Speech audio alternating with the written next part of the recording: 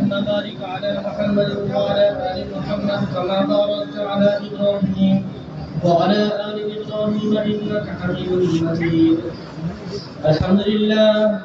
الحمد لله نحمده ونستعينه ونستغفره ونؤمن به ونتوكل عليه ونعوذ بالله من شرور أنفسنا ومن سيئات أعمالنا. من يهده الله فلا مضل له ومن يضلله فلا هادي له. ونشهد أن لا إله إلا الله ونشهد أن سيدنا وحبيبنا ومولانا محمد أرسله بالحق بشيرا ونذيرا وداعيا إلى الله بإذنه وسراجا منيرا. فأعوذ بالله من الشيطان الرجيم. بسم الله الرحمن الرحيم. يسبح له السماوات السبع والأرض وما فيهن وإن من شيء إلا يسبح بحمده ولكن لا تفقهون تسبيحهم. صدق الله العظيم. وقال عليه الصلاة والسلام: الإسلام ثمانية أصل، من الإسلام سهم والصلاة سهم والزكاة سهم وصوم رمضان سهم وحج البيت سهم والأمر بالمعروف سهم والنهي عن المنكر سهم الجهاد في سبيل الله سهم أو كما قال عليه الصلاة والسلام. मोहतरम दोस्तों बुजुर्गों, আল্লাহ তাবারক তাআলার অশেষ মেহেরবানি দয়া যে আল্লাহ তাবারক তাআলা আমাদেরকে দ্বীনের জন্য জমা করেছেন। আল্লাহ রাসূল সাল্লাল্লাহু আলাইহি ওয়াসাল্লাম বলেছেন, হাদিসে কুদসির মধ্যে বলেছেন, আল্লাহ তাবারক তাআলা এলান করেছেন যে ওয়াজাবাত মুহাব্বাতি লিল মুতাহাব্বিনা ফিয়া, আমার মহব্বত ওই সমস্ত লোকেদের জন্য ওয়াজিব হয়ে গিয়েছে যারা আমার জন্য আপসের মধ্যে একে অন্যের মহব্বত করে। মুতাজালিসিনা ফিয়া, আমার দ্বীনের জন্য আমার জন্য যারা মজলিস কায়েম করে। তো আল্লাহ তাবারক তাআলার নিজের এলান এটাই যে আমার জন্য যারা মজলিস কায়েম করে তাদের জন্য আমার মহব্বত ওয়াজিব। অবশ্যই অবশ্যই আল্লাহ তাবারক তাআলা তাদেরকে মহব্বত করবেন।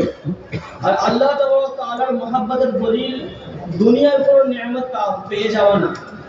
আল্লাহ যাকে মহব্বত করবে তাকে দুনিয়ার অনেক নিয়ামত দিয়ে দেবেন, তার হাতে রাজত্ব দেবেন, তার হাতে ক্ষমতা দেবেন, তাকে অনেক অর্থশালী বানিয়ে দেবেন, সম্পদশালী বানিয়ে দেবেন। এটা কখনো না। যদি এটা হতো তো আল্লাহ তাআলা সবথেকে বেশি মহব্বত করেছিলেন প্রিয় নবী সাল্লাল্লাহু আলাইহি ওয়াসাল্লামের সঙ্গে। ওনাকে সবথেকে বেশি মহব্বত করতেন তো ওনাকে দুনিয়ার সবথেকে বেশি সম্পদ দেওয়া হতো। কিন্তু আল্লাহ রাসূল সাল্লাল্লাহু আলাইহি ওয়াসাল্লামের সামনে যখন সম্পদকে পেশ করা হয়েছিল তখন আল্লাহ রাসূল সাল্লাল্লাহু আলাইহি ওয়াসাল্লাম ওই সম্পদকে ইনকার করেছিলেন যে আমার ওই সম্পদ দরকার নেই, আমি এক বেলা খালি পেটে থাকবো, একদিন খালি পেটে থাকবো, একদিন আল্লাহর রিজিকের মধ্যে হয়তো যা আসবে সেটাকে আমি ভক্ষণ করবো। যখন রিজিক আসবে তখন আল্লাহ তাআলার শুকর আদায় করব, যখন রিজিক আসবে না খালি পেটে থাকবো তখন আল্লাহকে স্মরণ করে নেব। তো আল্লাহ রাসূল সাল্লাল্লাহু আলাইহি ওয়াসাল্লাম এই দুনিয়ার পার্থিব যে সম্পত্তি ছিল এই সম্পত্তিকে নিজের জন্য পছন্দ করেননি, বরং নিজের জন্য, দ্বীনের জন্য মুজাহাদা, দ্বীনের জন্য কষ্ট, দ্বীনের জন্য নিজের জান মালকে লাগানো, নিজের সময় সমস্ত কিছু লাগানো, এটাকে আল্লাহ রাসূল সাল্লাল্লাহু আলাইহি ওয়াসাল্লাম পছন্দ করে নিয়েছিলেন এবং আল্লাহ তাআলা আল্লাহ রাসূলকে সেই মোতাবেক ব্যবহারও করেছিলেন। আল্লাহ রাসূল নিজেই বলেছেন যে মা উযিকু বিল্লাহি লা উযা আহাদ, এই দ্বীনের জন্য আমাকে যা কষ্ট দেওয়া হয়েছে অন্য কাউকে এত কষ্ট দেওয়া হয়নি। তো এর দ্বারা আমাদের এটাই বোঝা যায় যে আল্লাহ রাসূল সাল্লাল্লাহু আলাইহি ওয়াসাল্লাম যখন আল্লাহ তাআলা এত পেয়ারা হওয়া সত্ত্বেও, এত মাহবুব হওয়া সত্ত্বেও যখন দুনিয়ার এই পার্থিব জিন্দেগির যে সমস্ত জিনিস এগুলোকে নিজের জন্য পছন্দ করেননি, আখিরাতের জন্য যে সমস্ত সরঞ্জাম ছিল, যে সমস্ত মেহনত মুজাহাদা ছিল এগুলো নিজের জন্য পছন্দ করেছেন। তো আমাদের ভাবতে হবে তো এই যে দুনিয়ার কামিয়াবি, আখিরাতের কামিয়াবি, আল্লাহ তাআলা যাকে মহব্বত করবেন তাকে আল্লাহ তাআলা দুনিয়ার অংশ দেন না, বরং তাকে আখিরাতের অংশ দেন। আল্লাহ রাসূল সাল্লাল্লাহু আলাইহি ওয়াসাল্লামের আমারও ঠিক তেমনই ছিল যে আল্লাহ রাসূল সাল্লাল্লাহু আলাইহি ওয়াসাল্লাম যাকে মহব্বত করতেন, যাকে ভালোবাসতেন, সে যখন নিজের জন্য মাল চাইতেন তখন আল্লাহ রাসূল তাকে আমাল দিয়েছিলেন। হযরত ফাতিমা রাদিয়াল্লাহু আনহা যখন উনি কাজ করতে করতে হাতে যখন মোড়া পড়ে গিয়েছিল, হাতে কষ্ট পড়ে গিয়েছিল, পানি বইতে বইতে কাঁধ ব্যথা হয়ে গিয়েছিল, তখন আল্লাহ রাসূলের কাছে গিয়ে যখন বললো যে আমার এই অবস্থা কাজ করার কারণে ঘরের মধ্যে আমি একাই একমাত্র কাজ করার মতো আছি, কাজ কাম করতে করতে আমার এই অবস্থা যখন আল্লাহ রাসূলের সামনে পেশ করলেন জিহাদে তখন মাল সামগ্রী এসেছিল, অনেক গোলাম বাঁধি এসেছিল, টাকা পয়সা অনেক কিছু এসেছিল।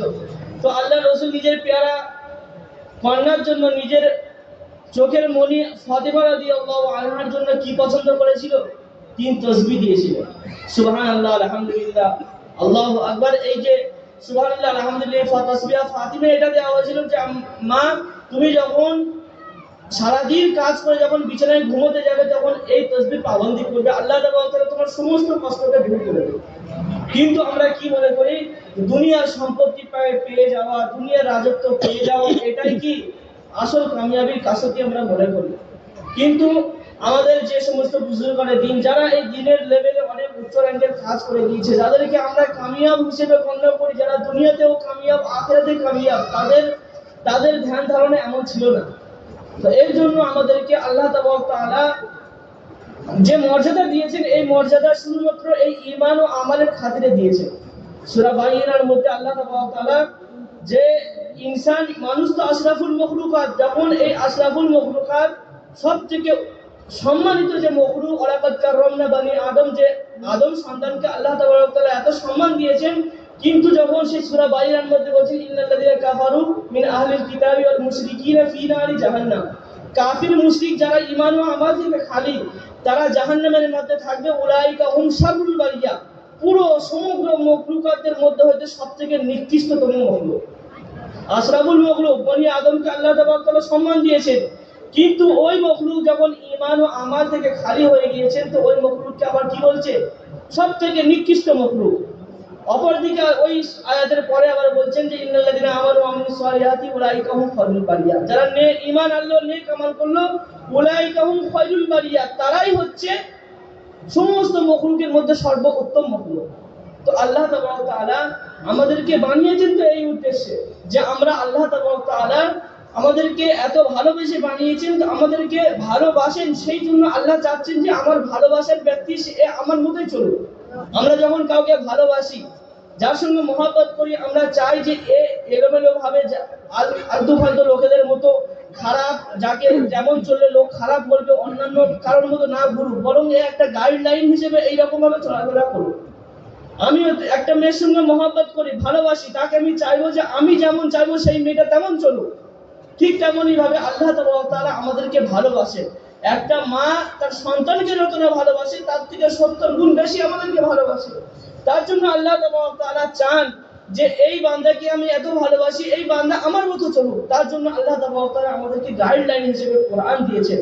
ওই কোরআনটা বোঝানোর জন্য আমাদের রাসূল সাল্লাল্লাহু আলাইহি সাল্লামকে দিয়েছেন, এবং ওনার উত্তরসূরি হিসেবে উলামায়ে কেরামদেরকে দিয়েছেন, যারা কোরআন হাদিস পড়ে আমাদের সামনে পেশ করবে।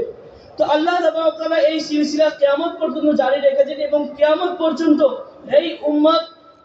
এই উম্মতের নিগরানি এই সমস্ত দিনদার ব্যক্তিরা, উলামায়ে কেরামরা করবেন। যতদিন এই দিনদার ব্যক্তি আল্লাহ তাআলার দেওয়া বিধান অনুযায়ী যখন চলবে, তখন এই উম্মত আল্লাহর কাছে মাহবুব থাকবে। যখন এই উম্মত আল্লাহর দেওয়া, যখন এই নিজাম থেকে, আল্লাহর দেওয়া বিধান থেকে যখন দূরে হয়ে যাবে, তখন আল্লাহ তাআলা এই উম্মতের উপর পাহাড় নাযিল করবেন, এদের উপর আযাব নাযিল করবেন। হযরত ইসা সাহেব দামাত বরকাতুহু এই কথাটা খুব বলতেন যে এই উম্মতের আযাব কাফেরদের কুফর এবং শিরকের কারণে আল্লাহ তাআলা এই উম্মতের উপর আযাব দেন না, বরং এই মুসলমানদের বদআমলীর কারণে, মুসলমানদের বেউসুলির কারণে আল্লাহ তাআলা আযাব পাঠিয়ে থাকেন। এবং তার দলিল হিসেবে এই কথাটা পেশ করেন যে তারা কুফর করার কারণে সবথেকে বড় জুলুম তারা করে নিয়েছে, সবথেকে বড় অত্যাচার তারা করে নিয়েছে কুফর, আল্লাহকে অস্বীকার করে। তো তারপরে সবথেকে বড় গুনাহ করে নেওয়ার পরে এই সমস্ত ছোটখাটো গুনাহগুলো যেগুলো ওরা করে বেড়াচ্ছে, এগুলো আল্লাহর কাছে অত বড় না। এগুলো আল্লাহর কাছে অত বড় নয়, কিন্তু ওরা কুফর করে আল্লাহ তাআলার কাছে সবথেকে বড় নাফরমানি করে ফেলেছে। কিন্তু এই মুসলমান যারা আল্লাহর কাছে সবথেকে বড় গুনাহ থেকে বেঁচে নিয়ে তারা আল্লাহর কাছে পছন্দনীয় হয়ে গিয়েছে, তারপরে যখন এরা বদমাইশি করে, বেউসুলি করে, গুনাহ করে, এদেরকে সিধা করার জন্য আল্লাহ তাআলা কি করেন? আল্লাহ তাআলা এদেরকে সিধা করার জন্য আযাব দিয়ে থাকেন নানা রকম ভাবে।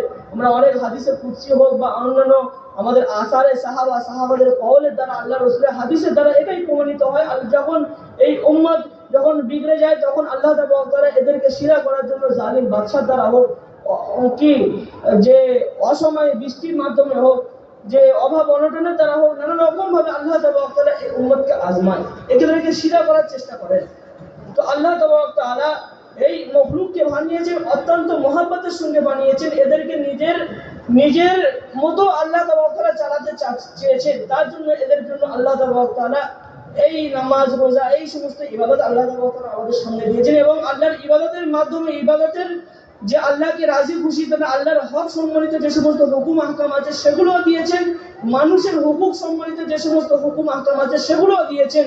যে ইসলাম মানে এটাই না শুধু তাদের ধর্মের দিকে ধ্যান ধারণা দেবে, বরং ইসলাম হচ্ছে পূর্ণাঙ্গ সমাজ ব্যবস্থা, পূর্ণাঙ্গ জীবন ব্যবস্থা। সমাজও তার দ্বারা ঠিক হবে, তার দ্বারা তার জীবনটাও ঠিক, যেমন একদম যে সুস্থ সম্পন্ন মস্তিষ্ক যারা আছে তারা যেমন যেটাকে ভালো মনে করেন সেই রকম অনুযায়ী ওরা চলবে।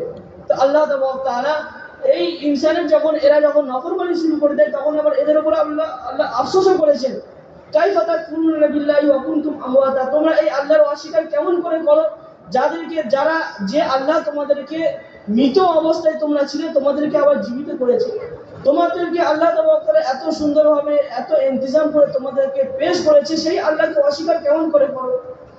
30 পারার মধ্যে এরকম আল্লাহ তাবারক তাআলা সূরা তাকবীরের মধ্যে এরকম মানুষ যখন গুমরা হয়ে যায়, আল্লাহকে ভুলে যায়, তখন যে এই ভুলে যাওয়াটা আল্লাহর কাছে কত ভারী হয়ে গিয়েছে, আল্লাহ আফসোস করছে। মা গররাকা বিরাব্বিকাল কারীম, এই এত দয়ালু রব আল্লাযী খলাকাকা ফাসাওয়াকা ফাআদালা, যিনি তোমাদেরকে এত সুন্দরভাবে সৃষ্টি করেছে, এই রব থেকে তোমাকে ধোঁকা দিয়ে কে ভুলিয়ে দিয়েছে। আল্লাহ তাবারক তাআলার এত সুন্দর আলফাজের গঠন মানুষকে বোঝানোর জন্য যে আমি তোমাদেরকে কত ভালোবাসি, তোমাদের উপর কত আমি দয়া করেছি, কত মেহেরবানি আমি করেছি। আর যে মখলুককে আল্লাহ তাবারক তাআলা ইবাদতের জন্য সৃষ্টি করেছে, তার কাছে আল্লাহ তাবারক তাআলা এমন আফসোস করছে যে তোমার কাছে আমি কি চেয়েছি আর তুমি আমাকে দিচ্ছটা কি। আমি তো তোমার কাছে চেয়েছিলাম আমার ইবাদত, ওমা খালাকতুল জিন্না ওয়াল ইনসা ইল্লা লিয়াবুদুন, আমি তো এলান করে দিয়েছি আমার মানুষ সৃষ্টি করার একমাত্র উদ্দেশ্য ইবাদত, কিন্তু তোমরা কি করছো, আমার অস্বীকার করছো, আমার থেকে তোমরা ভুলে গিয়েছো। কিন্তু যে মখলুককে আল্লাহ তাবারক তাআলা ইন্নাদ দুনিয়া খুলিকাত লাকুম, দুনিয়ার সমস্ত মখলুক তোমাদের উপকারের জন্য সৃষ্টি করা হয়েছে, কিন্তু ওই মখলুকের তারিফ মানুষ ছাড়া, জিন ছাড়া অন্যান্য যে মখলুক আছে এদেরকে মানুষ এবং জিনের খিদমতের জন্য বানানো হয়েছে। এই মখলুকের ব্যাপারে আল্লাহ তাবারক তাআলা কোরআনে তারিফ করছে, এদের ব্যাপারে আল্লাহ তারিফ করছে, ইসাববিহু লাহুস সামাওয়াতু সাবউ ওয়াল আরদু ওয়া মা ফীহিন্না, সপ্তম আসমান, সপ্তম জমিন এবং ওমা ফীহিন্না, যা কিছু এই আসমান এবং জমিনের মধ্যে আছে সমস্ত কিছু আল্লাহর তাসবিহ করে। ওয়া ইন মিন শাইইন ইল্লা ইসাববিহু বিহামদি, এমন কিছু দুনিয়ার মধ্যে কোনো মখলুক নেই যে আল্লাহর তাসবিহ করে না, সমস্ত মখলুক আল্লাহর তাসবিহ করে। লেকিন ওয়ালাকিন লা তাফকাহুনা তাসবিহাহুম, আল্লাহর এই তাসবিহ এই সমস্ত মখলুকরা করছে, এগুলো তোমরা বোঝো না, ওদের তাসবিহ করার ঢং মানে ওদের তরিকা, ওদের তর্জ কেমন এটা তোমরা বোঝো না। সমস্ত মখলুক আমার তাসবিহ করে। অন্য একটা জায়গায় বলছে আসদুলাহুস সামাওয়াতু সাবউ ওয়াল আরদু ওয়াল জিবালু ওয়াদ দাওয়াব, যে এখানে আল্লাহ তাআলা এই আয়াতে বলছেন যে সমস্ত মখলুক আল্লাহ তাআলার সিজদা করে, আসমান জমিন যে গাছপালা সমস্ত চারপায়ে সমস্ত জান রাখনেওয়ালা জানোয়ার যারা জমিনের উপর চলে, এই সমস্ত যারা পাহাড়ের কথা বলা হয়, যে চাঁদ ও সূরজ এদের কথা বলা হয়, যে সমস্ত মখলুক আমার সিজদা করে। তো আল্লাহ তাবারক তাআলা আমরা চিন্তা করি যাদেরকে ইবাদতের জন্য বানানো হয়েছে তাদের ব্যাপারে আল্লাহ তাবারক তাআলা আফসোস করছেন, আর যাদেরকে সৃষ্টি করা হয়েছিল এই উম্মতের খিদমতের জন্য, ইবাদত উদ্দেশ্য নয়, তারা আল্লাহর ইবাদত করছে। তো আমাদের চিন্তা করতে হবে, তো আমাদের কোথায় কমি হচ্ছে, আল্লাহ তাবারক তাআলা এই ইসলাম সবথেকে বড় ইহসান দুনিয়ার মধ্যে যার আছে সেটা হচ্ছে আমার আল্লাহ। সবথেকে বড় ইহসান আমাদেরকে করেছেন, আমাদেরকে আল্লাহ তাবারক তাআলা সুস্থ জ্ঞান সম্পন্ন মানুষ বানিয়েছেন, আমাদের সমস্ত অঙ্গ প্রত্যঙ্গকে আল্লাহ তাবারক তাআলা ঠিক বানিয়েছেন, এবং আল্লাহ রাসূল সাল্লাল্লাহু আলাইহি আল্লাহ তাবারক তাআলার পরে আমাদের সবথেকে বড় ইহসান যিনি করেছেন মুহাম্মদ রাসূলুল্লাহ সাল্লাল্লাহু আলাইহি ওয়াসাল্লাম, যিনি আমাদেরকে এই আল্লাহকে চিনিয়েছেন, এবং আল্লাহকে চেনার মাধ্যমে আল্লাহ তাবারক তাআলার শুধু ইবাদত মাকসুদ আল্লাহ রাখেনি, বরং ইসলাম হচ্ছে সমস্ত জিনিস এই ইসলামের মধ্যে আল্লাহ তাবারক তাআলা লুকিয়ে রেখেছেন। যে মানুষ যখন ঈমান যখন আনলো, তার আকীদা সহিহ হতে হবে, তারপরে মানুষের আকীদা পরে তার ইবাদত আকীদা অনুযায়ী যখন সে আল্লাহকে রব বলে মেনে নিল, ইসলামকে নিজের ধর্ম নিজের জীবন ব্যবস্থা বলে মেনে নিল, রসুলকে নিজের নেতা হিসেবে মেনে নিল, তার সমস্ত কাজ যেন সেই মোতাবেক হয়, তার জন্য তাকে ইবাদত দেওয়া হয়েছে। তার মুআমালাত দেওয়া হয়েছে, লোকের সঙ্গে লেনদেন সে কেমন করে করবে, ধোঁকা দিয়ে কারোর সঙ্গে কোনো বিজনেস কোনো রকমের ফায়দা ওঠানো যাবে না। আল্লাহ তাআলা মুআশারাত দিয়েছেন যে আপসের মধ্যে যে যার যে পরিবেশ যে তার প্রতিবেশী আছে, তার যে আত্মীয় স্বজন আছে, তার যে সমস্ত তার আশেপাশে যে সমস্ত লোক আছে তাদের সঙ্গে ওঠা বসা করবে, তাদের সঙ্গেও ভালো ব্যবহার করতে হবে, এটাও দিনের মধ্যে, এটাও একটা ইবাদতের মধ্যে। এবং আল্লাহ তাআলা আখলাক, এইটা সুন্দর আখলাকিয়াত 5 নম্বর, এটাওকে সহি করতে হবে। এবং এই 5টার মধ্যে আল্লাহ তাআলা পরিপূর্ণ দিনটাকে নিহিত রেখেছেন। আমাদের তৌহিদ জামাতে আমরা জানি যে আমাদের প্রথমে কলেমা, তারপরে নামাজ, তারপরে জিকির, তারপরে ইকরামে মুসলিমিন, যে আল্লাহ যে ওই ওখানে যে হযরত ইউসুফ রহমাতুল্লাহ আলাইহি যিনি যে হাদিসগুলো এনেছেন, ওর মধ্যে ইকরামে মুসলিমিনের চ্যাপ্টার আমরা পড়লে বুঝতে পারবো যে ওখানে আল্লাহ তাআলা সমস্ত রকমের হাদিস, যার দ্বারা আমার মানুষ ছাড়া, মুসলমান ছাড়া সমস্ত মখলুকের যাতে কোনো কষ্ট না হয় সেগুলো ওখানে দাখিল করেছেন। সেই সমস্ত হাদিসও আল্লাহ তাআলা তার সাহাবাদেরকে শিখিয়েছিলেন, সেই সমস্ত কথাও ওই হাদিসের মধ্যে আনা হয়েছে। তো তবলিগ জামাতের উদ্দেশ্য শুধু এটাই নয় যে শুধুমাত্র ঈমান নামাজের উপর খাড়া করে দেবে, না, পরিপূর্ণ জীবন ব্যবস্থা প্রত্যেকটা জামাতিদের মধ্যে, প্রত্যেকটা আমাদের সাথীদের মধ্যে থাকবে। এটাই তো উদ্দেশ্য। হযরত ইলিয়াস রহমাতুল্লাহ আলাইহি বলেছেন যে আমি এই দাওয়াতের মেহনতের দ্বারা এই প্রত্যেকটা ফর্দকে, প্রত্যেকটা মানুষকে আমি এমন বানাতে চাই যেমন হযরত রাসূলুল্লাহ সাল্লাল্লাহু আলাইহি ওয়াসাল্লাম সাহাবাদেরকে ছেড়ে দিয়েছিলেন। সাহাবায়ে কেরামদের মধ্যে সমস্ত ইসলামের সমস্ত যে বিধান আছে, সমস্ত বিধান একদম ভিতরে প্রত্যেক রগে রগে বসিয়েছিল।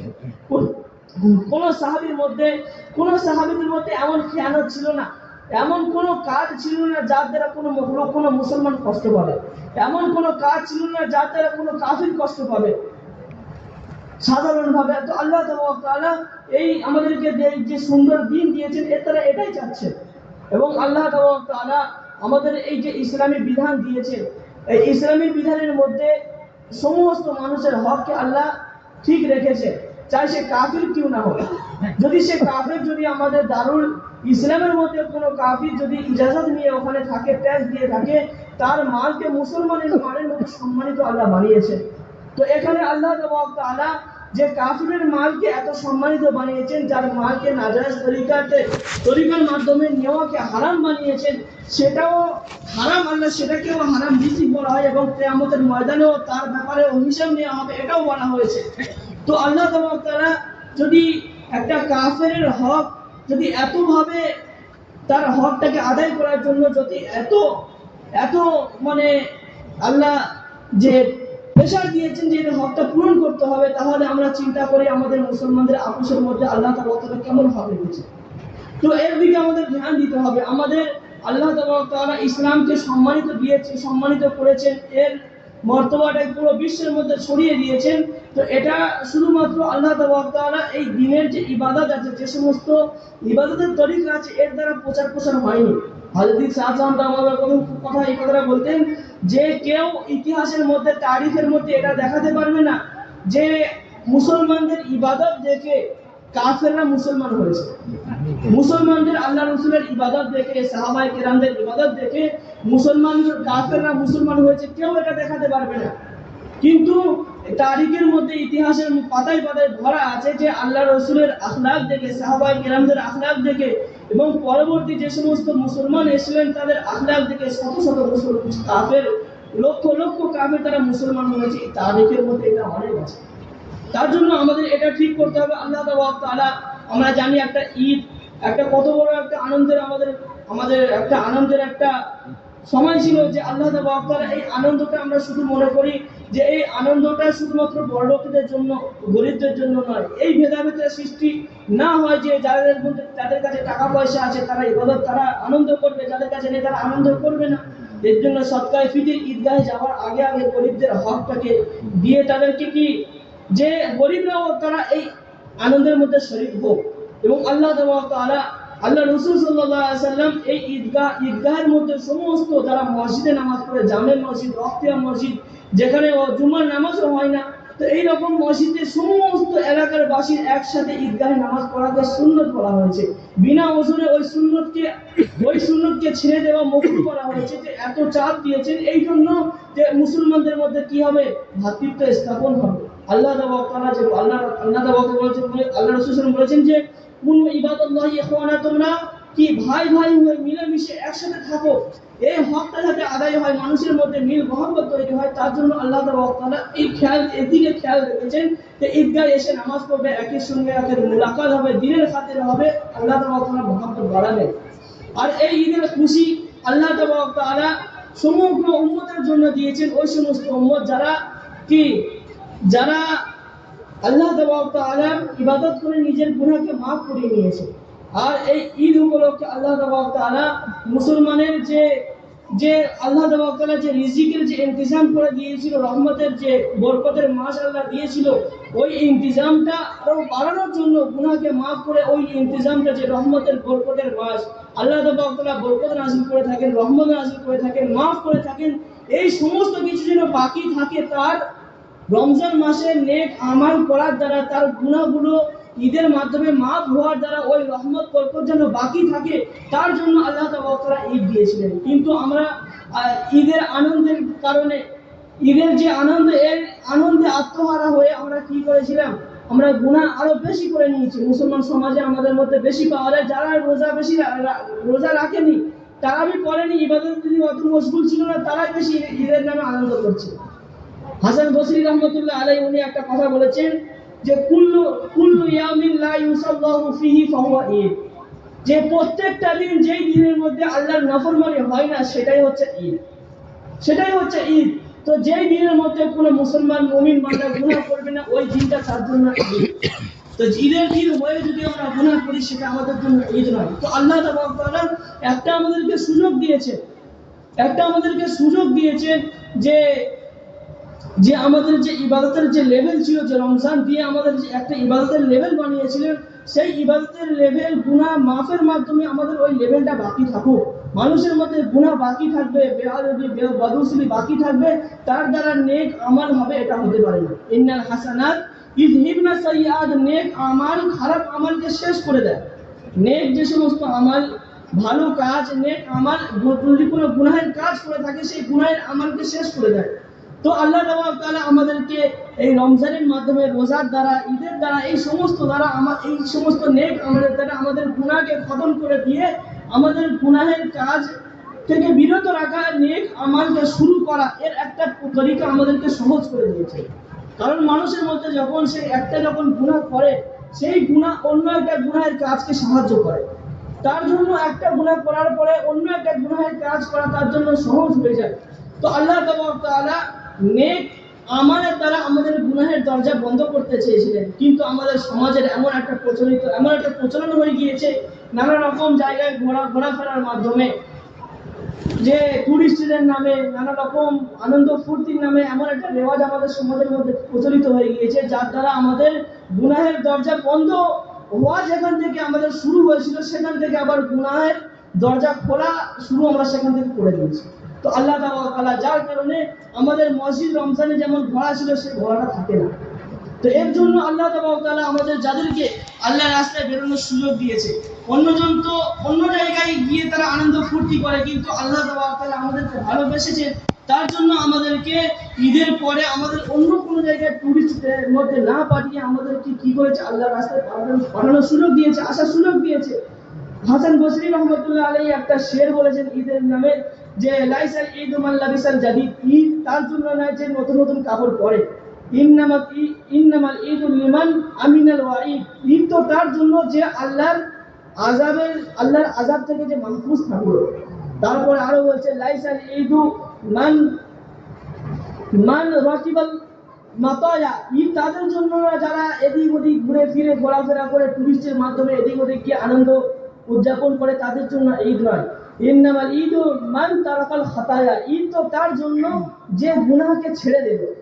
তাই ইমাম হাসান বসরি রহমতুল্লাহ আলাইহি, যিনি হযরত আলী রাদিয়াল্লাহু তাআলা আনহুর খাস খলিফা ছিলেন, খাস সম্পর্কের লোক ছিলেন, আমাদের যে তাজকিয়ায়ে নফসের লাইনের যে সিলসিলা চলে, হযরত ইমাম বসরি হাসান বসরি রহমতুল্লাহ আলাইহি থেকে শুরু হয়, ইমাম আলীর মাধ্যম থেকে।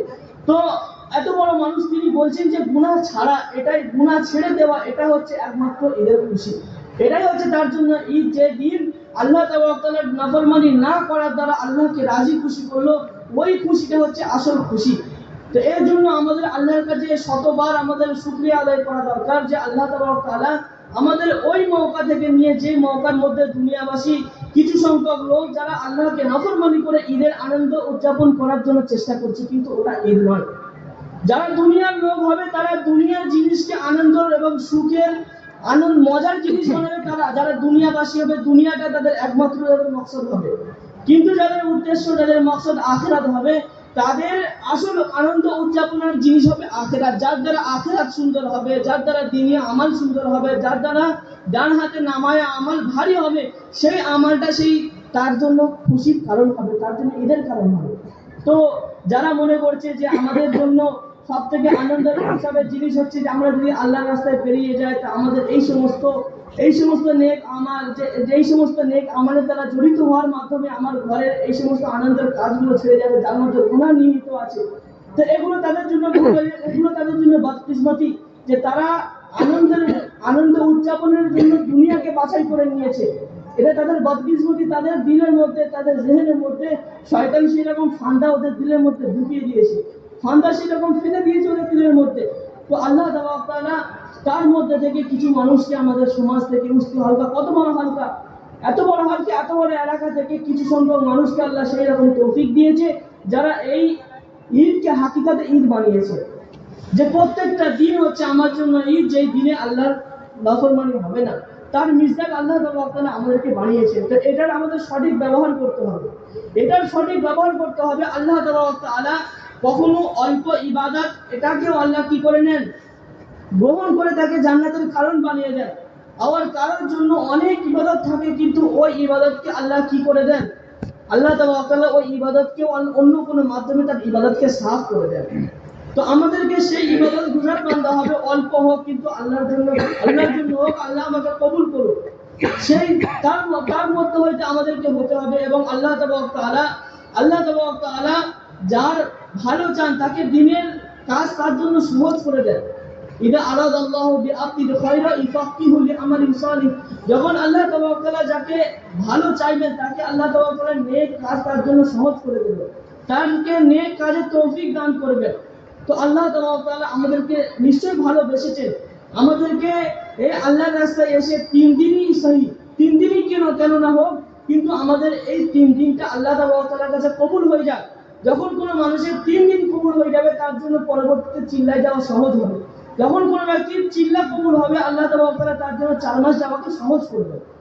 তো আমাদের এই 3 দিনটা কবুল হোক, আমাদের এই 3 দিনটা সঠিকভাবে লাগুক, এবং ওই যে আমাদের জোরের দিন এবং তাছাড়া আরো যে 3 দিন আছে, এই 3 দিনের মধ্যে এমন কোনো বেউসুলি, এমন কোনো গুনাহ, এমন কোনো বদউসুলি আমাদের দ্বারা না হয়ে যাক, যার দ্বারা আল্লাহ তাআলা কি করবেন, আমাদের আর দ্বিতীয়বার যাওয়ার তৌফিক দেবেন না। এর দিকে আমাদের খুব খেয়াল দিতে হবে। নিজামুদ্দিনের মধ্যে নামাজের পরে যখন এলান হয় যে বাকি নামাজের পরে আমাদের কথা হবে, দিনী কথা হবে, তালিম হবে, যে এলান করা হয়, সেখানে এই কথাটাও বলতেন, যিনি মারা গিয়েছেন পট্টাবলী সাহেব, কি নাম মনে আসে না, তো উনি এলানে এসে এটাও বলতেন যে, হ্যাঁ আজহার ভাই, উনি এই কথাটা বলতেন যে যে আমাদের নামাজটা কবুল হয়েছে, এর দলিল হচ্ছে এটাই, নামাজের পরে আমাদের পরবর্তী যে নেক আমাল শুরু হতে চলেছে, ওখানে বসার তৌফিক পেয়ে যাওয়া। যে নামাজটা আমার কবুল হয়েছে, এটা কারণ একটা নেক আমাল অন্য নেক আমালকে সাহায্য করে, সেটা করাকে তার জন্য সহজ করে।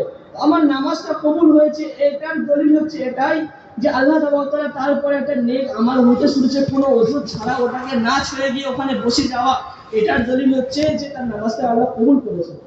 ঠিক তেমনই ভাবে আমাদের এখানেও খুব ধ্যান দিতে হবে, আল্লাহ তাআলা আমাদের সময়কে ঠিকভাবে কাজে লাগান। কারণ শয়তান চায় কি, যে প্রথমে আল্লাহ রাস্তায় নাই বেরো, এই জন্য আল্লাহ রাস্তায় না আসতে পারে, তার জন্য নানা রকম চেষ্টা চালায়। কত সাথী নাম দিয়ে গিয়েছিল, ওনারা ছোট্ট ওষুধ দেখিয়ে তারা কি আসার তৌফিক হয়নি।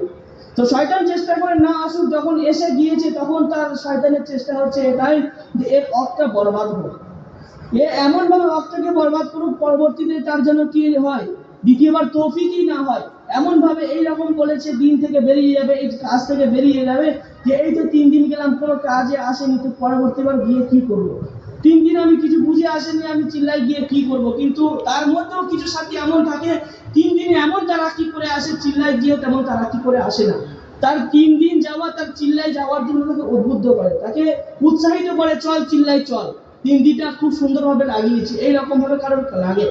তো শয়তান ও আল্লাহর কাছে চেয়ে নিয়ে এসে কি আনজিরি নিরাইয়া নিয়ে, যখন আদম আলাইহিস সালাম এবং শয়তানকে যখন দুনিয়াতে পাঠানো হয়, তো আল্লাহর কাছে চেয়েছি যে আনজিরি নিরাইয়া আসুন, আল্লাহ আমাকে কিয়ামত পর্যন্ত আমাকে ছাড় দাও, আমাকে বাঁচিয়ে রেখো। তো আল্লাহ বললেন ইন্নাকা মিনাল মুরসালিন, চলো তোকে অবশ্যই আমি কিয়ামত পর্যন্ত বাঁচিয়ে রাখবো। আর কি দাবি বল।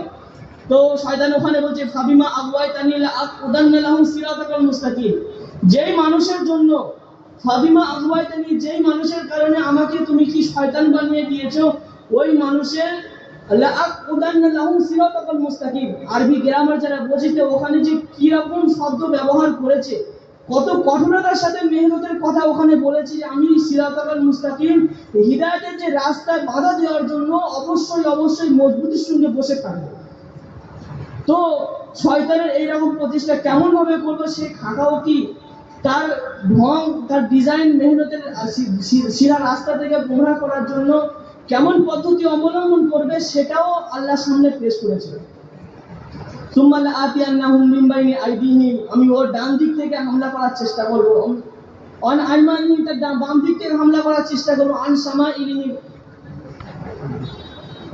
মিন আইদিহিম ওয়া মিন খালফিহিম, তার সামনে থেকে হামলা করব, পিছন থেকে হামলা করব, আইমানিহিম ওয়া আন শিমাইলিহিম, ডান দিক থেকে এবং বাম দিক থেকে হামলা করব, নানান চতুর্দিক থেকে ওকে হামলা করে ওকে গোমরাহ করার চেষ্টা করব। ফালা তাজিদান্না আকসারাহুম শাকিরিন, তো ওই আদম সন্তানদের মধ্যে তুমি আর কাউকে শুকরগুজার পাবে না। ওখানে শয়তান অন্য কিছু বলেনি যে আমি তাদেরকে গোমরাহ করে দেবো, এরকম কিছু বলেনি। ওয়ালা তাজিদান্না আকসারাহুম শাকিরিন, তো ওই সমস্ত মানুষের মধ্যে বেশিরভাগ লোককে তুমি শুকরগুজার পাবে না। তো শয়তান এইরকম ভাবে মেহনত করে মানুষের, যে যেমন টাইপের হবে তাকে তেমন ভাবে মেহনত করবে।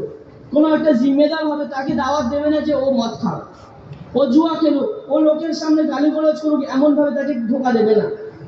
যে যে আলেম মানুষ, তাকে এইভাবে ধোকা, তাকে এইরকম ভাবে সাধারণ যে সমস্ত গুনাহ আছে এই গুনার মধ্যে লিপ্ত করবে না, তাকে তার ওই আমানের দ্বারা ডুবিয়ে তাকে গুনাহকে তাকে শেষ করবে। তো এইরকম আরো হযরত আব্দুল্লাহ ইবনে আব্বাস রাদিয়াল্লাহু তাআলা আনহু, যিনি সমস্ত তফসির কারকদের সর্দার বলা হয়েছে, তো উনি ওর তফসিরে অনেক খুব সুন্দর কথা লিখেছেন, যে শয়তান যেখানে বলেছে আমি সামনে থেকে হামলা করব, এর এর সামনে থেকে হামলা করবে, এর মতলব হচ্ছে এটাই যে দুনিয়ার যে পার্থিব জিন্দেগি আছে, সামনে যে দুনিয়া আছে, এই দুনিয়াটাকে এত সুন্দরভাবে পেশ করব, সে আখিরাতের কথা চিন্তা করতে পিছনে ঘুরে, আখিরাত একটা আছে, মৃত্যুর পরে একটা দিন আছে, এটার কথা আর মনে পড়বে না। তার সামনের যে দুনিয়ার যে পার্থিব জিন্দেগিটা এত সুন্দরভাবে পেশ করব, দুনিয়ার মধ্যে এমন ভাবে তাকে লাগিয়ে দেব। তো এটা আব্দুল্লাহ ইবনে আব্বাস রাদিয়াল্লাহু আনহু, যিনি সমস্ত তাফসীর কারকদের সর্দার, ওই আয়াতের তাফসীরে এটা বলছেন। এবং পিছনে হামলা করবে, এর মতলব হচ্ছে এটাই যে আখিরাত থেকে তাকে ভুলিয়ে দেব। আখিরাতটা যে কি জিনিস, যে মৃত্যুর পরে দ্বিতীয়বার জিন্দা করা হবে, আল্লাহ হিসাব নিকাশ দেবেন, আবার কবরে আযাব দেবেন, আবার জান্নাত দেবেন, এই যে আখিরাতের যে তাসাউরটা জেহেন থেকে গায়েব করে দেব। আইমানিহিম, ডান দিক থেকে হামলা করবো, অর্থাৎ যে সমস্ত আমাল, নেক আমাল আছে, যার দ্বারা আল্লাহ তাবারক তাআলা ডান হাতে নামায় আমল দেন, এই ডান হাতের যে নামায় আমল দেওয়ার যে মাধ্যম নেক আমাল, এই নেক আমাল থেকে তাকে দূরে রাখার চেষ্টা করবো। সে যেমন তবকার মানুষ হবে, সেই তবকা অনুযায়ী এটার উপর মেহনত করবে। আর তারপরে কি বলছি, আন শামাইলিহিম, বাম দিক থেকে তার উপরে হামলা করবো, অর্থাৎ যে সমস্ত গুনাহের কাজ আছে, যার দ্বারা বাম হাতে নামায় আমল দেওয়া হয়, গুনাহের কাজ আছে, এই গুনাহের মাধ্যমে, গুনাহের মধ্যে ওকে ডুবিয়ে দেবো, এমন ভাবে ডুবিয়ে দেব, সে আল্লাহর কাছে শুকরগুজার বাঁচবে না। তো আল্লাহর কাছে শুকরগুজার, শয়তান এখানে শুকরের লফজ কেন ব্যবহার করলো, আল্লাহকে যে আমার আল্লাহ যে যতটা দিয়েছে তার উপর শুকরিয়া করা। তো এই শুকরিয়া একটা বহুত বড় নিয়ামত, যার দ্বারা আল্লাহ তাআলা পরবর্তী আমালে তৌফিক দেন। আল্লাহ সেই যেই জিনিসের উপর শুকরিয়া করা হয়, তার দরজা আল্লাহ তাআলা খুলে দেন। তো শয়তান ওখানে এমন ভাবে ও মেহনত করবে, সে দুনিয়া যে আখিরাতে যে যদি কোনো আমাল করে নেয় সেই আমালের শুকরিয়া তার দিল থেকে বের করতে হবে, যার কারণে পরবর্তী আমাল তার জন্য মুশকিল হয়ে যাবে। যারা বেদিন, যাদের সঙ্গে দিনের সম্পর্ক নেই তাদের সাথে এই আয়াতের সম্পর্ক কম, কিন্তু যারা দিনের আমাল করে তাদের সঙ্গে এই আয়াতের সম্পর্ক বেশি, যে তাদেরকে যারা দিনের আমাল করে তাদেরকেও আর শুকুর গুজার বাঁচাবো না, এইরকম ভাবে যে তাদেরকে যতটা দেওয়া হয়েছে এর উপর শুকরিয়া আদায় করবে এবং শুকরিয়া আদায় করে তারা পরবর্তী আমাদের চেষ্টা করবে, এই তৌফিকটা তাকে আর দেওয়া হবে না। তো আল্লাহ তাআলা যে এই মানুষকে আল্লাহ তাআলা অনেক রকম সুযোগ দিয়েছে আমাদের, যেমন আমাদের তারা কি এই জন্য আমাদের কাছে আল্লাহর দাম, আমাদের ঈমান ও আমাদের দাম আল্লাহর কাছে এই জন্য যে আমাদের সামনে সমস্ত তাকাজা আছে, আমাদের পিছনে শয়তানের মতো একটা দুশমন আছে, যে দুশমন চেষ্টা করে যে এর আমাল কি করে শেষ হয়। এত বড় দুশমন, এত দুনিয়ার তাকাজা থাকা সত্ত্বেও আল্লাহর জন্য নিজের সময়টাকে ফারেক করা, এই জন্য আল্লাহর কাছে আমরা পছন্দ করি। ফারিস্তা আল্লাহর সমস্ত হুকুম পালন করে, একটা সেকেন্ডও আল্লাহর হুকুম ব্যতীত ওদেরকে পার হয় না। তো এই সমস্ত ফেরেশতার থেকে একটা মুমিন বান্দা তার দাম অনেক অনেক বেশি, কারণ হচ্ছে এটাই এর সমস্ত তাকাজা সব থাকা সত্ত্বেও আল্লাহর সামনে নিজেকে পেশ করে। তো যখন আল্লাহ তাআলা আমাদেরকে এই সুযোগ দিয়েছে যে আল্লাহর সামনে আমাদের সমস্ত তাকাজাকে ঘরের মধ্যে রেখে এসে, সমস্ত জরুরতকে ঘরের সামনে রেখে এসে, শয়তানের এত মেহনত করার সত্ত্বেও আমরা যখন আল্লাহ রাস্তায় বেরিয়ে দিয়েছি, আমরা যখন এই মজমাতে জমা হতে পেরেছি, আমাদের জন্য এই জোর করা, জোরে আসা, ওঠা বসা, কথা বলা শোনা, এই সমস্ত কাজে যে আল্লাহ তৌফিক দিয়েছে এটার শুকরিয়া আদায় করা। আর আমাদের শুকরিয়া শুধু মুখ দিয়া হয় না, আমাদের শুকরিয়া যে কোনো কাজের শুকরিয়া হচ্ছে আমাকে একজন পানি পান করালো, আমি তাকে বললাম খুব ভালো কাজ করেছো, ধন্যবাদ জানালাম, তাকে কি থ্যাংক ইউ জানালাম, এটার নাম শুকরিয়া না, জাযাকাল্লাহ বলে দিলাম, এটা শুকরিয়া না। বরং ও আমাকে যেই জন্য পানি পান করিয়েছে, যেই জন্য আমাকে আমার প্রতি ওই ইহসানটা করেছে, সেই কাজটাকে পুরো করা, এটার নাম হচ্ছে শুকরিয়া। তো আল্লাহ তাআলা আমাদেরকে এই নেক আমাল আমাদের দ্বারা করিয়ে নিচ্ছেন, আমাদের আল্লাহর রাস্তায় যাওয়ার তৌফিক দিচ্ছেন, আমাদের দ্বারা এই সমস্ত নেক আমাল আমাদের জন্য সহজ করে দিয়েছেন। এর শুকরিয়া হচ্ছে এটাই যে আল্লাহ তাআলা যে আমার যে এই নেক কাজের মধ্যে আমাকে জড়িত করেছে, অন্যকেও এই কাজের মধ্যে জড়িত করা, অন্যকেও এই কাজের মধ্যে জড়িত করা, এবং আমার যেমন আমাল বানিয়েছেন অন্যের আমালকে বাড়ানোর জন্য চেষ্টা করা। আল্লাহ তাআলা এই আমালকে খুব পছন্দ করেন, যে সমস্ত আমাল সে নিজের জন্য করে তো করে, কিন্তু নিজের সাথে সাথে অন্যকেও শামিল করে করে। তো এই সমস্ত আমালকে আল্লাহ খুব পছন্দ করেন। আর এই উম্মতে মুহাম্মাদির ফ্যাসিলিটি এই জন্যই যে এই উম্মত শুধু নিজের চিন্তা করে না, এ সবসময় কুনতুম খায়রা উম্মাত উখরিজাত লিন-নাস, তোমরা হচ্ছে উত্তম উম্মত, তোমাদেরকে মানুষের ভালোর জন্য বার করা হয়েছে। লিন-নাস, এখানে যে লাম মানে জন্য, এখানে নাম আরবিতে বলা হয় ইনতিফা, ইনতিফার জন্য নামটা ব্যবহার করে, লোকের উপকারের জন্য। তো লোকের উপকারের অনেক রকম মাধ্যম আছে, টাকা পয়সা দিয়ে উপকার করা হয়, তার উপর জুলুম হচ্ছে, জুলুম থেকে বাঁচিয়ে তাকে উপকার করা হয়, নানা রকম ভাবে উপকারের মাধ্যম আছে। কিন্তু আল্লাহ তাআলা উপকারের অনেক রকম মাধ্যম থেকে বাছাই ছাঁটাই করে নিয়ে দুটো উপকার ওখানে তুলে ধরেছে, যেই উপকারের মাধ্যমে তার জান্নাতে যাওয়া সহজ হবে এবং জাহান্নাম থেকে বাঁচা সহজ হবে, সেই উপকার দুটো আল্লাহ তাআলা ওখানে তুলে ধরেছেন। তো এর দ্বারা আমাদের যে তা'মুরুনা বিল মারুফ ওয়া তানহাউনা আনিল মুনকার, নেক কাজের আদেশ করবে, এর দ্বারা জান্নাতে যাওয়া সহজ হবে। তানহাউনা আনিল মুনকার, গুনাহের কাজ থেকে বিরত রাখবে, এর দ্বারা তুমি কি করলে, ওর গুনাহের আমাল থেকে বাঁচিয়ে ওকে জাহান্নাম থেকে বাঁচানো ওর জন্য সহজ করে দিবে।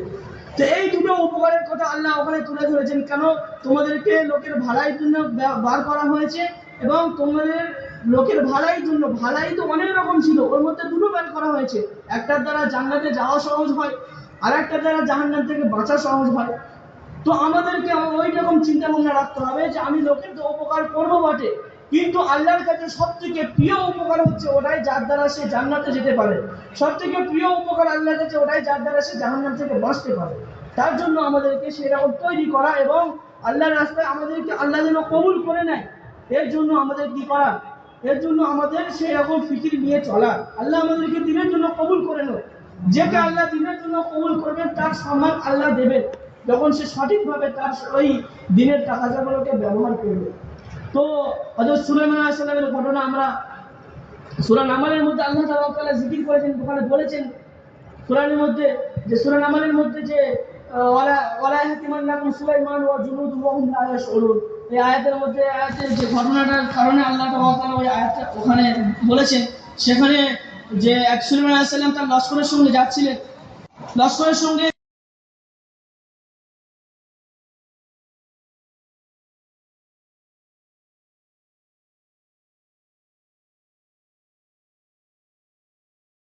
বলছে ওয়ালা ইয়াহতিমান্নাকুম সুলাইমান ওয়া জুনুদুহু ওয়া হুম লা ইয়াশউরুন, যখন সুলাইমান এবং সুলাইমানের লস্কররা আসে তোমরা তাড়াতাড়ি গর্তের মধ্যে ঢুকে যাও, ওরা অজান্তে যেন তোমাদেরকে পায়ের মধ্যে পিষে দিয়ে তোমাদেরকে শেষ না করে দেয়। তো ওখানে যে এই পিঁপড়ে তার যে দলবল ছিল ওদেরকে যে বাঁচার ফিকির করলো, তাদেরকে ওই কষ্ট থেকে হেফাজতের জন্য চিন্তা ভাবনা করে এই এলান করলো। এই কথাটা আল্লাহর কাছে এত পছন্দ হলো যে একটা ছোট্ট মখলুক, ওদের জানের কোনো হাইসিয়াত নেই, তার সত্ত্বেও সে একটা সর্দার হওয়ার কারণে, তার কাছে দায়িত্ব থাকার কারণে সে কি করেছে, তাদের বাঁচার জন্য একটা এলান করে দিয়েছে যে ওনারা আসছে যেন পা দিয়ে পিষে না দেয়।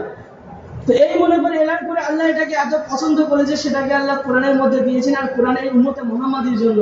তো এটা উম্মতে মুহাম্মাদির জন্য এই পেগাম যে তোমার আয়াতে যে থাকবে কমসে কম তাদেরকে এই কষ্ট থেকে হেফাজত করা, সব থেকে বড় কষ্ট জাহান্নামের কষ্ট, এর থেকে হেফাজত করা এর দায়িত্ব এই উম্মতের, আল্লাহ তাআলা এটা দিয়েছে। তো এর জন্য আমাদেরকে কি সেই রকম তৈরি করতে হবে, আমাদেরকে সেই রকম জজবা রাখতে হবে। শেষ জামানা এখন যে সব থেকে বড় ফিতনা যে দুনিয়া সে আদম আলাইহিস সালাম থেকে নিয়ে আজ পর্যন্ত সমস্ত নবী যার ব্যাপারে ভয় দেখিয়েছেন, যে ফিতনা থেকে বাঁচা খুব অত্যন্ত কঠিন হয়ে পড়বে, সেটা হচ্ছে দাজ্জালের ফিতনা। সেই দাজ্জালের ফিতনা আমাদের সামনে আসার জন্য, আমাদের ময়দানে আসার জন্য, আমাদের সাধারণ লোকের মধ্যে ছড়িয়ে যাওয়ার জন্য নানা রকম প্রচেষ্টা চলছে। কেন দাজ্জাল যখন আসবে, সে যখন বলবে আমাকে রব বলে মেনে নাও, তখনকার লোক এত ইমানের কমজোর হবে যেন সঙ্গে সঙ্গে মেনে নেয়। সেই ইমান কমজোর করার জন্য এখন বাতিল মেহনত করছে, চাই নানা রকম গুনাহের মধ্যে লিপ্ত করার মাধ্যমে, নানা রকম মাধ্যমে আমাদের সামনে কি এইরকম ভাবে আমাদেরকে ফিতনা লিপ্ত করার চেষ্টা করছে। আমাদেরকে সব থেকে বড় ফিতনা ইমান ও আমাল থেকে দূরে রাখার ফিতনা, সেই ফিতনার মধ্যে আমাদের লিপ্ত করার চেষ্টা করছে।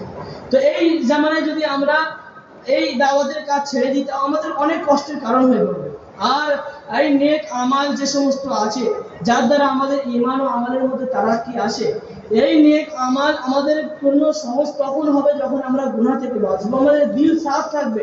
তো আল্লাহ তাআলা তখন আমাদের জন্য কি করবেন, তখন আমাদের জন্য নেক আমালকে আমাদের জন্য সহজ করবেন, গুনাহকে গুনাহ মনে করা আমাদের তৌফিক দান করবেন।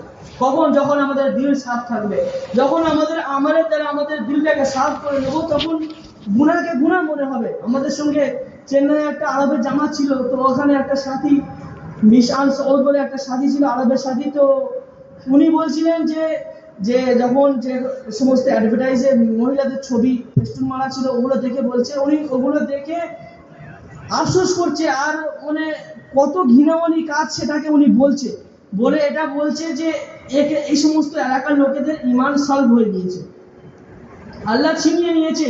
এই সমস্ত সাধারণ একটা জিনিসের অ্যাডভার্টাইজের জন্য তারা কি করছে, এই সমস্ত মহিলাদের ফটোকে ব্যবহার করছে। তো উনি বলছেন যে যখন কোনো মানুষের দিলের মধ্যে ইমান বাকি থাকে, দিল যখন সাফ থাকে, তখন কি হয়, গুনাহকে গুনাহ মনে করার তৌফিক হয়। তো এই এত বড় একটা গুনাহ মেয়েদের ফেস্টুন লাগিয়ে যে ছোটখাটো জিনিসের অ্যাডভার্টাইজ দিচ্ছে, এদের মধ্যে সেই ইমানটুকুও বাকি নেই যে এটাকে খারাপ মনে করবে। তো আমাদের এই ব্যাপারে অনেক চিন্তা ভাবনা করার বিষয় যে আমাদের সমাজে কত না খারাপ কাজ হয়, আমাদের গুনাহ করে করে দিল কালো হয়ে যাওয়ার কারণে ওই সমস্ত গুনাহ আর গুনাহ মনে হয় না, ওই সমস্ত গুনাহ আমাদের কাছে হালকা মনে হয়। তো এর জন্য আমাদেরকে নেক আমালের দ্বারা আমাদের গুনাহকে সাফ করতে হবে। আর আল্লাহ তাআলা যে দিলকে সাফ করার যে সমস্ত মাধ্যম দিয়েছেন, সেগুলো হচ্ছে বেশি বেশি আল্লাহর জিকির করা, বেশি বেশি আল্লাহর জিকির করা, বেশি বেশি আল্লাহর তেলাওয়াত করা, আল্লাহর কিতাবের তেলাওয়াত করা, এবং নেক আমলের মধ্যে মশগুল রাখা, গুনাহ থেকে বাঁচিয়ে রাখা। যখন মানুষ গুনাহ থেকে বেঁচে থাকবে, নেক আমলের মধ্যে মশগুল থাকবে, তো সে গুনাহকে গুনাহ মনে করে গুনাহ থেকে বাঁচা তার জন্য সহজ হবে। সমাজের মধ্যে অনেক কিছু কাজ আছে যেগুলোকে আমরা গুনাহ মনে করি না, সেগুলোকে আমরা করে বেড়াই, কারণ এগুলো বেশি বেশি গুনাহ করার কারণে, দিল কালো হয়ে যাওয়ার কারণে এই সমস্ত জিনিস হয়ে থাকে। তো আমাদেরকে গুনাহ থেকে পরিবেশকে পাক রাখা, নিজেকে পাক রাখা, এর দিকে আমাদের তাওয়াজ্জু দিতে হবে। আর আমাদের সময় সঠিকভাবে ব্যবহার হোক আল্লাহর রাস্তায় এবং এই যে জোরে, এর জন্য আমাদের চেষ্টা করতে হবে। এবং খুব আমাদের নিজেরাও এই মজমায় জুড়বো এবং বাকি যারা এদিক ওদিক করবে এবং যারা আমাদের সাথীরা, নতুন সাথীরা আছে, তারা এদিক ওদিক করবে, তাদেরকে ধরার চেষ্টা করবো। মাগরিবের পরে আরো মজবুত কথা হবে এবং ওই কথায় বসবো। সেখানে আমাদের যদি 4 মাসের জন্য আল্লাহ আমাদের সামনে যদি তশকিল পেশ করা হয়, তখন আমাদের সমর্থন অনুযায়ী আমরা কি করবো? লাভবাহিক বলবো। বাকি নিয়ে যাবে তো আল্লাহ, আমার তরফ থেকে আমি আমাকে পেশ করলাম, এইরকম মনে করে নিজেকে পেশ করতে থাকা, আল্লাহ সুযোগ দিলে বেরিয়ে যাবো, এইরকম মনোভাব একটা নিজের মধ্যে রাখা। ঠিক আছে ইনশাআল্লাহ।